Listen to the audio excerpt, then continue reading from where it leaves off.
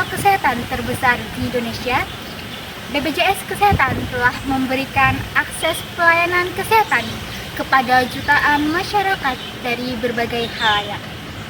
Namun, kini muncul kebijakan Peraturan Presiden Nomor 59 Tahun 2024 tentang Jaminan Kesehatan, di mana adanya penghapusan sistem kelas dalam layanan BPJS ini. Di episode ini, kita akan mengulas lebih jauh mengenai dampak dari kebijakan tersebut. Saya Ratu Malda Hermanda, selamat datang di podcast Analisa Kebijakan Publik.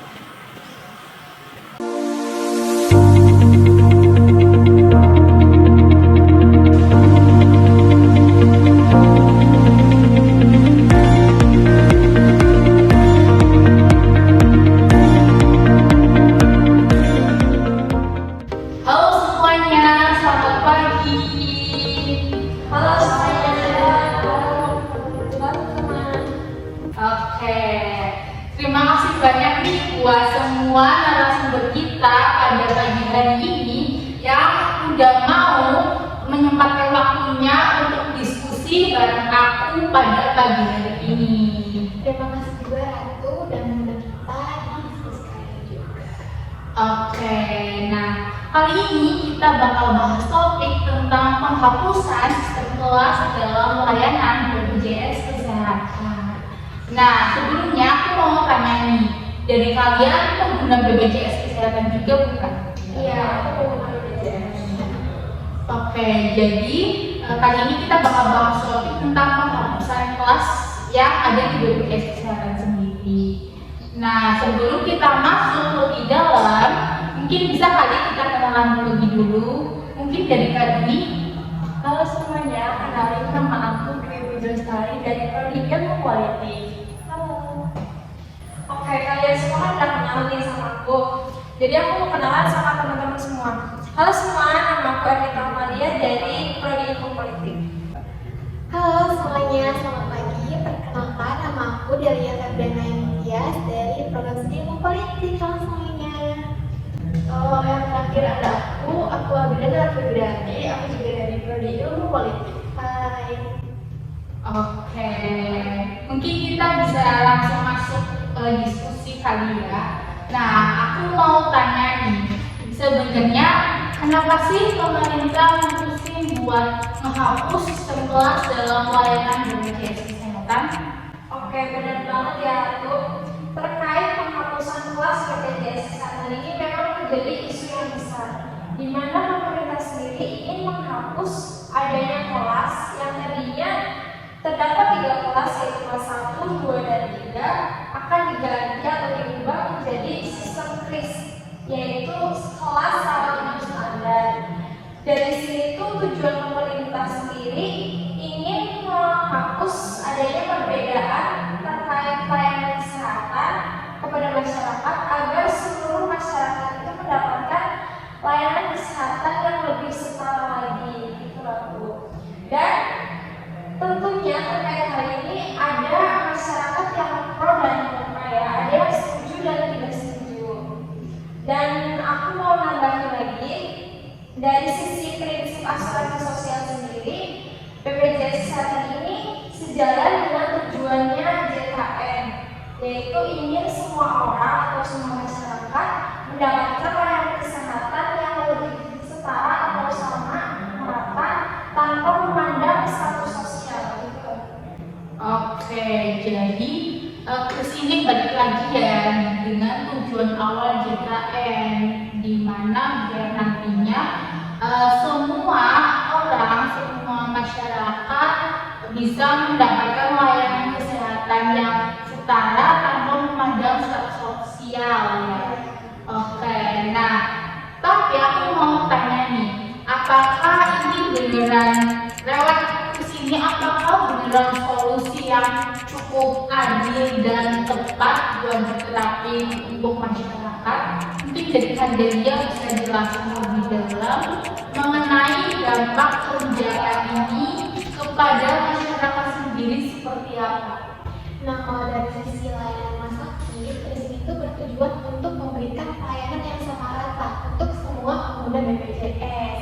Dalam proses pelaksanaannya tentunya pasti punya tantangan yang cukup berat, karena rumah sakit ini harus memastikan fasilitas seperti ventilasi, jarak kamar, suhu ruangan yang sesuai dengan 12 kriteria dari itu sendiri seperti yang sudah dikatakan KMK. Nah, hal itu memberikan dampak positif dan juga dampak negatif. Dampak positifnya apa? Karena adanya kriteria tersebut, maka dari segi kualitas akan jauh lebih baik daripada sebelumnya. Kalau dari dampak negatifnya, untuk rumah sakit yang terkecil itu akan susah gitu mengikuti standar yang ada. Karena kan pasti butuh investasi yang besar ya, kami semuanya. Dan kita tahu ya, BPJS ini punya masalah dalam soal keuangan gitu. Oke, jadi ada tantangan teknis di lapangan, terutama soal kesiapan infrastruktur. Oke, seperti yang dicontohkan kan, kayak ketika sebuah daerah ada rumah sakit, nah itu tuh kita tahu sendiri kadang-kadang tuh keterbatasan fasilitas, terus peralatan medis dan tenaga kesehatan. Nah, mungkin hal itulah yang bikin pelayanan kesehatan tuh jadi terhambat dan kurang optimal. Nah, tapi kembali lagi kan dengan adanya kesiapan dari dananya kan. Oke, nah kalau dari sisi ekonomi sendiri, gimana sih kebijakan ini dapat mempengaruhi masyarakat, terutama bagi mereka yang berpenghasilan rendah? Oke, terima kasih. Kalau dari sisi ekonomi sendiri, kebijakan ini sebenarnya punya dampak positif bagi masyarakat yang berpenghasilan rendah. Tanpa adanya kelas 1, 2, dan 3, semua orang bisa dapat layanan yang sama tanpa harus khawatir ada biaya tambahan untuk pelayanan yang lebih tinggi. Prinsip sekarang ini penting dalam sistem jaminan sosial, tapi kita juga harus hati-hati nih karena pengelolaannya tidak baik. Misalnya dari rumah sakit bisa saja menaikkan biaya operasional ke mereka. Hal ini berdampak pada pembiayaan BPJS dan pada akhirnya sangat berpengaruh pada peserta iuran BPJS.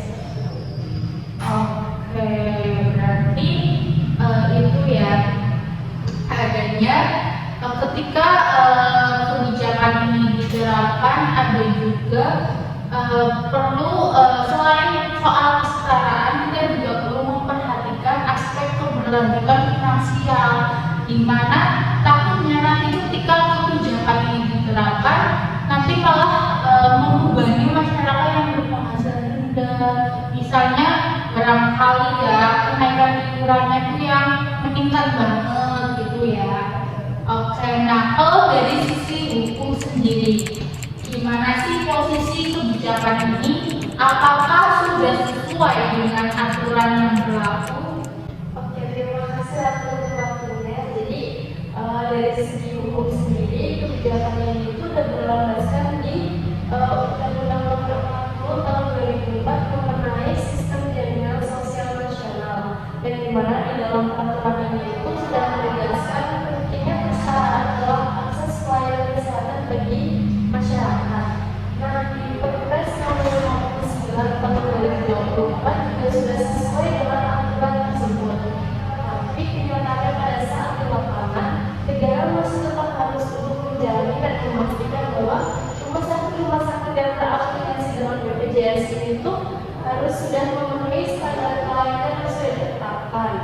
Jadi, tidak boleh ada diskriminasi berdasarkan kemampuan ekonomi, seperti yang sudah dijelaskan di dalam pasal 12 KIHESP dan juga di pasal 28H Undang-Undang Dasar 1945. Jadi untuk kedepannya tantangannya adalah pengawasan. Pemerintah itu harus melakukan pengawasan yang lebih efektif supaya kebijakan ini itu bisa diterapkan secara lebih adil dan merata. Oke, jadi kalau secara hukum udah cukup kuat ya, tinggal gimana pemerintah melakukan pengawasan agar nantinya rumah sakit yang sudah menerapkan ini dapat sesuai dengan standar yang sudah ditetapkan. Oke, nah tadi kan kita udah bicara banyak banget kan dari berbagai sudut pandang, dari berbagai perspektif, baik itu dari sisi infrastruktur, terus ekonomi dan regulasi. Nah, aku mau tanya, gimana kalau masyarakat sendiri? Apakah mereka sudah benar-benar siap buat menerima perubahan ini? Nah, kalau dari sudut pandang masyarakat, tentunya ada banyak kekhawatiran gitu karena adanya kebijakan ini, maka dari segi pelayanan akan menurun. Contohnya kayak dari kelas 1 deh gitu, mereka kan bayarnya lebih mahal ya daripada kelas lain. Yang pastinya mereka jadinya mengharapkan dari segi pelayanan akan jauh lebih baik gitu. Karena adanya kebijakan ini, mereka takut pelayanannya akan menurun. Sedangkan dari kelas 3, mereka pasti jadinya punya harapan akan mendapatkan pelayanan yang lebih baik dan lebih adil dari sebelumnya. Adapun tantangannya, itu ada di pemerintah sendiri. Bagaimana mereka bisa meyakinkan kita sebagai masyarakat bahwasannya kelas dari pelayanan standar ini akan tetap sama gitu, nggak ada menurun meskipun ditiadakan yang kelas itu. Jadi PR-nya dari pemerintahan sih Ratu. Oke, mungkin terakhir ya, apa sih harapan kalian buat BPJS Kesehatan ke depannya? Mungkin dari kalian terlebih dahulu. Baik, boleh dari saya dulu. Kalau terkait harapan dari saya itu agar kedepannya ini BPJS Kesehatan tidak mengalami perubahan yang signifikan, terutama dalam hal kenaikan iuran. Karena terkait kenaikan iuran ini akan memberatkan masyarakat yang kurang mampu. Dan saya harap ini nominal pembiayaan BPJS ini akan standar dan tidak membebani kalangan menengah ke bawah. Oke, untuk dari Kak Delia sendiri, Kalau dari aku sendiri, harapannya BPJS ini kan sudah banyak membantu kita gitu. Diharapkan kedepannya bisa menjaga kualitas dari pelayanan dan juga fasilitasnya jauh lebih baik dan juga merata, sehingga kita sebagai pengguna bisa mendapatkan pelayanan yang sesuai dengan seharusnya itu, jadi rata gitu dan juga memadai. oke, dari Kak Dwi, Oke, harapan aku di sini penanganan medis bisa lebih cepat dan efisien tanpa perbedaan kelas, sehingga seluruh masyarakat tuh bisa dapat pelayanan yang sama rata tanpa harus dibedakan lagi dari kayak dari kelas 1, 2, dan 3 itu tanpa harus dibedakan lagi. Jadi semuanya rata gitu. oke, dan terakhir dari Kak Alida sendiri. Kalau dari aku mungkin harapanku juga sama kayak teman-teman sekalian. Jadi kan kesehatan itu kan suatu prioritas ya bagi seluruh masyarakat. Jadi nantinya ketika kebijakan ini dijalanin, kualitas pelayanan BPJS dan juga kualitas dari rumah sakit yang bermitra dalam BPJS ini itu bisa lebih meningkat. Selain itu harapan saya juga berharap dari kebijakan ini bisa menciptakan sistem yang lebih adil dan setara bagi seluruh masyarakat dalam akses pelayanan kesehatan tanpa ada diskriminasi apapun. Oke, jadi kesimpulannya kebijakan penghapusan kelas BPJS ini menawarkan harapan tentang kesetaraan dan keadilan untuk semua kalangan. Namun, ketika nantinya diimplementasikan, ada beberapa tantangan.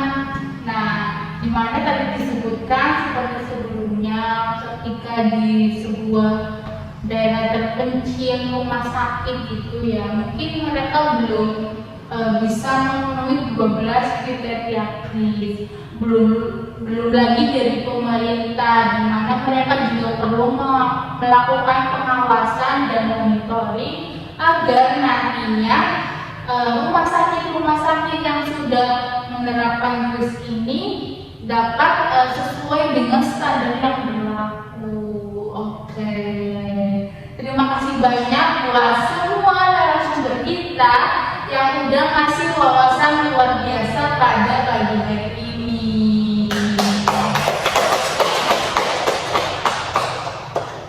Oke, aku harap diskusi kali ini bisa ngasih gambaran yang jelas untuk kita semua tentang isu kebijakan ini. Jangan lupa untuk tetap mengikuti kebijakan publik terbaru lainnya dan sampai jumpa di episode berikutnya.